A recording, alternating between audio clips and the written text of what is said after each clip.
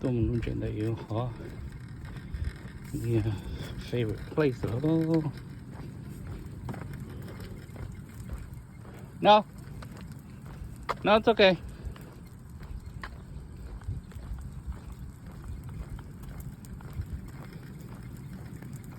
Kalau mata murah susah kan?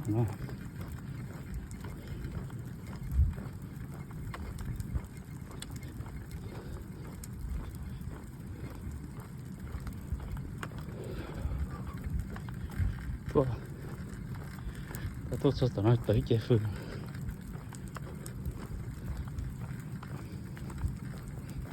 chỉ mai exercise yeah chị nó cũng chụp tao này ôi yo tao sẽ chỉ vô cắt thay đồ luôn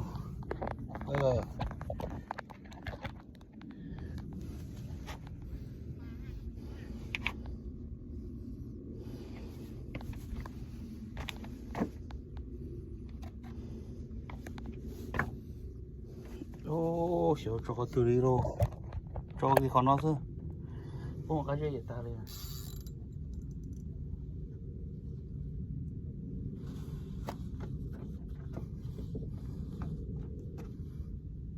mà cháo chứ tôi cũng có bỏ cái đó chứ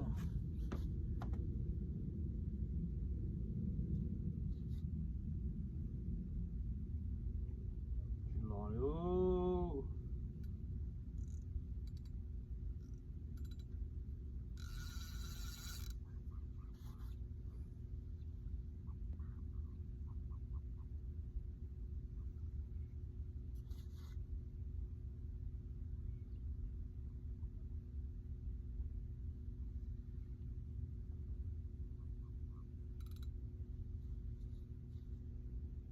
ôi yo tụi nó tỏ thế đâu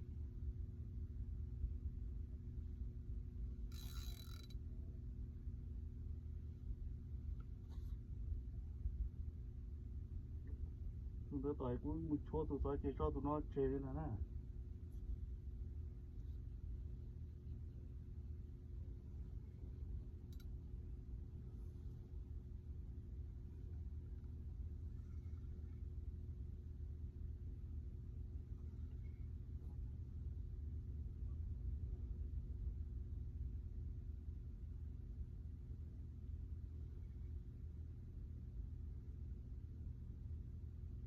chỉ lòi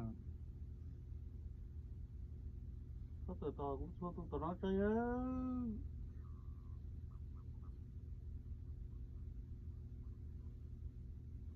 chỗ lấy tụi nó cho mà tao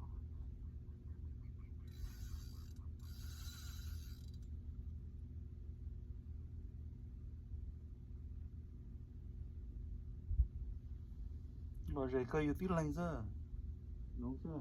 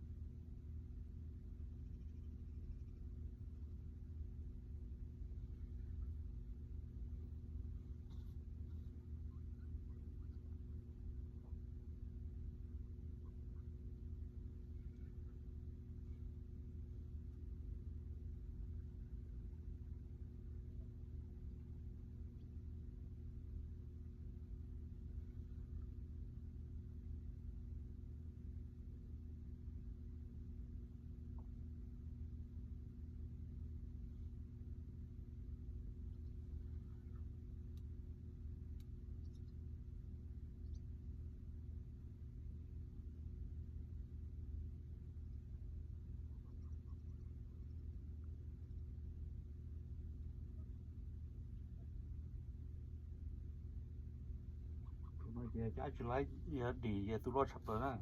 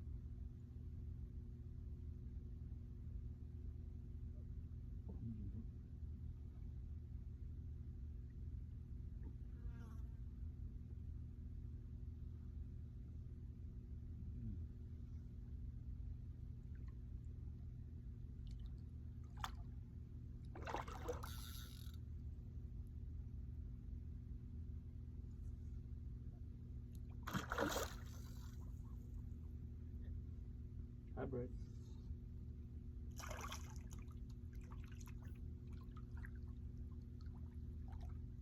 Oh, okay. Got it. Oh, ooh. Sao? Chuyện đó đi kia rồi.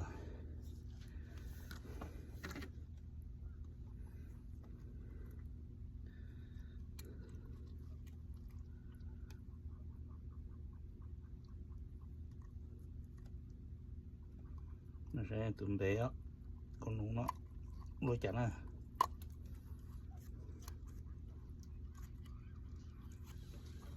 Mẹ của nó à.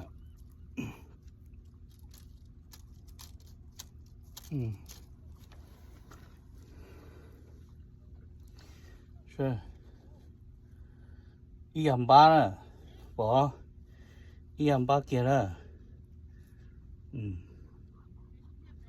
Dạ. Thế chị lò thế à? Ôi chá. Lúc tụi bé tí vô ra hộp đây này. Ôi giàu đấy. Tụi bé tí luôn tài có. Hai lối tôi chỉ bên liều. Rồi thế à chị lo.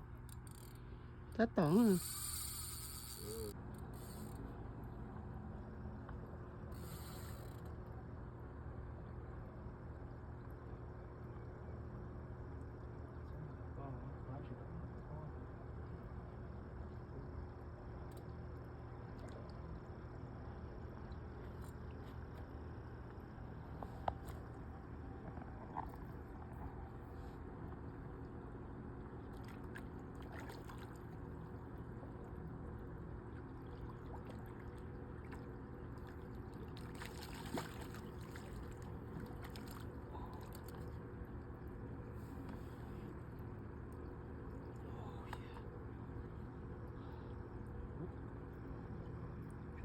Wow, cái bắp lô nó rất thà lại nữa đấy.